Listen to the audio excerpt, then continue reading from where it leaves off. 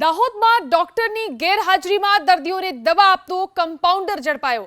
દાહોદની post office પાસે આવેલું ભલાદાન ઔષધાલય, અહીં રમેશ મેડા નામનો કમ્પાઉન્ડર ડોક્ટરની ગેરહાજરીમાં દર્દીઓને દવા આપતો, તે પણ ડોક્ટરના લેટર પેડ પર। આરોગ્ય વિભાગની અરજી મળતા ક્લિનિક ઉપર દરોડો પાડવામાં આવ્યો। આ સમયે ધોરણ 9 પાસ રમેશ મેડા ડોક્ટરની ગેરહાજરીમાં ડોક્ટરના લેટર પેડ પર ગરીબ દર્દીઓને દવા આપતા રંગે હાથ ઝડપાયો।